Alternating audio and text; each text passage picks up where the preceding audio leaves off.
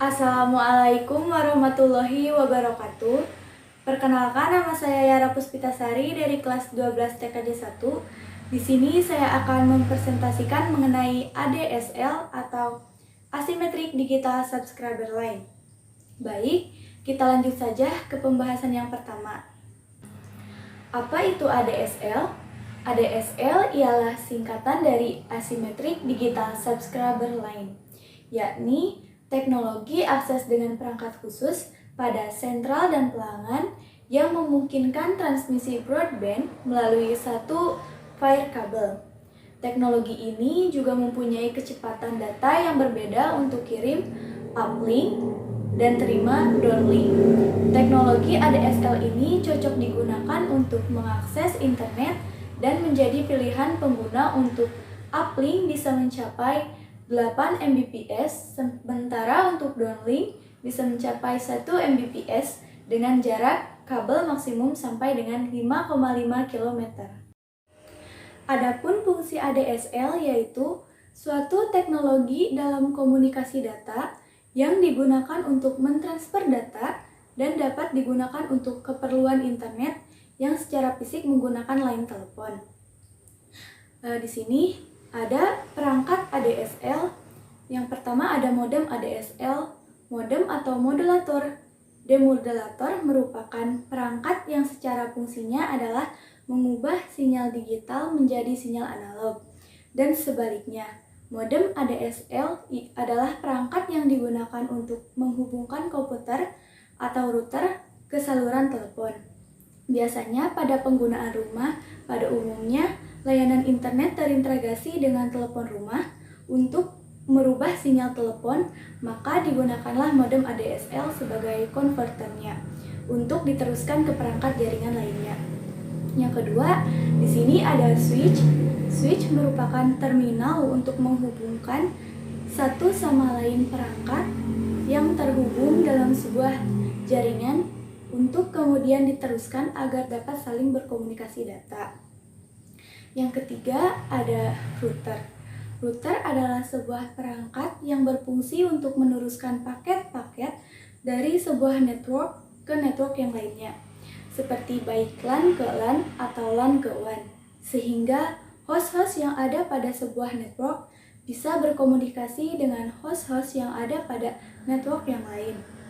Keempat, ada Network Interface Card, merupakan perangkat wajib yang harus dimiliki oleh semua host atau komputer agar dapat terhubung ke dalam sebuah jaringan.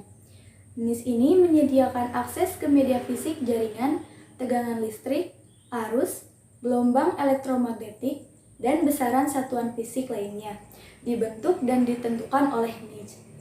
Yang kelima, ada access point.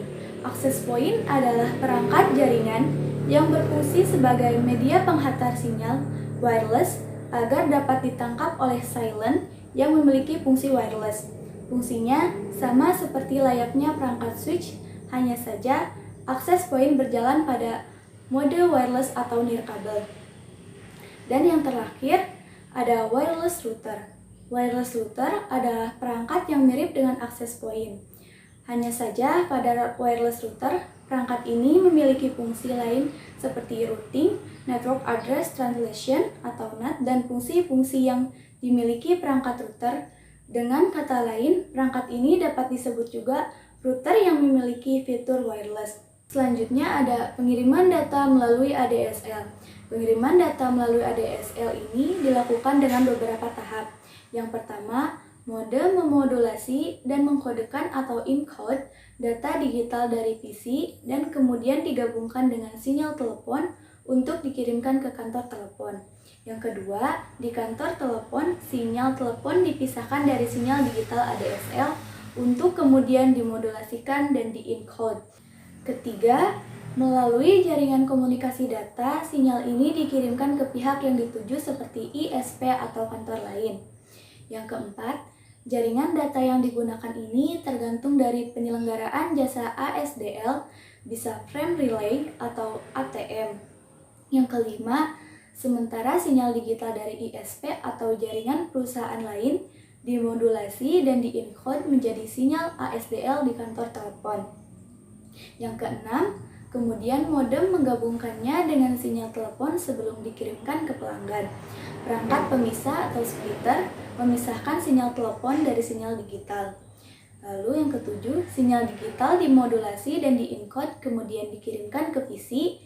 Dan yang kedelapan, sinyal telepon yang digabungkan dengan sinyal ASDL dalam satu kabel tetap diberi daya oleh perusahaan telepon. Selanjutnya, teknik modulasi pada ADSL. Terdapat dua teknik modulasi berbeda yang diterapkan pada ADSL. Yang pertama, teknik modulasi cap atau wireless amplitude and phase. Teknik modulasi cap ini menggabungkan sinyal data upstream dan downstream. Kemudian, memisahkannya pada modem penerima dengan teknik Enco-Can Collection. Yang kedua ada teknik modulasi DMT atau Discrete Multitone. Teknik modulasi DMT ini yang memisahkan sinyal upstream dan sinyal downstream dengan pita pembawa yang terpisah, di mana yang akan datang produk-produk ADSL akan menggunakan teknik modulasi DMT. Terdapat beberapa keuntungan dari ADSL. Yang pertama, data dapat terakses dengan cepat. Yang kedua, koneksi ADSL selalu terhubung dengan internet setiap waktu dan telepon tetap bisa dipakai kapanpun. Yang ketiga, layanan komunikasi antara data dan suara diberikan lewat dua kanal yang terpisah, namun tetap pada satu kabel yang sama. Yang keempat, mempunyai dua frekuensi, yaitu frekuensi tinggi menghantarkan data dan frekuensi rendah menghantarkan suara ataupun fax. Dan yang terakhir, yang kelima, biaya murah. Kita dapat mengakses internet tanpa perlu khawatir dengan biaya yang lebih mahal, karena dengan ADSL ini internet jadi lebih murah atau hemat. Adapun beberapa kekurangan dari ADSL, yang pertama, kecepatan pengiriman data bisa dipengaruhi oleh jarak. Yang kedua, kecepatan modem ADSL masih tergantung dengan tiang telepon atau DSL AM dan tidak semua sistem operasi komputer mampu menggunakan ADSL. Yang ketiga, adanya load calls yang dipakai untuk memberikan layanan sampai ke pelosok daerah membuat load calls akan menggeser frekuensi suara ke frekuensi yang biasanya dipakai ADSL. Yang keempat, adanya breadth yang merupakan sebuah kabel tidak berbeda pada jalur langsung antara pelanggan dengan CEO. Dan yang terakhir, seiring perkembangan zaman, pada saluran telepon digital sudah mulai menggunakan kabel fiber optik. Nah, jadi dapat kita simpulkan bahwa subscriber internet telepon merupakan teknologi modem yang menggunakan jalur telepon yang sudah ada untuk mentransport data dengan bandwidth lebar seperti multimedia dan video. Demikian video presentasi dari saya, semoga bermanfaat untuk kita semua. Kurang dan lebihnya saya mohon maaf jika ada salah kata yang terucap. Terima kasih. Wassalamualaikum warahmatullahi wabarakatuh.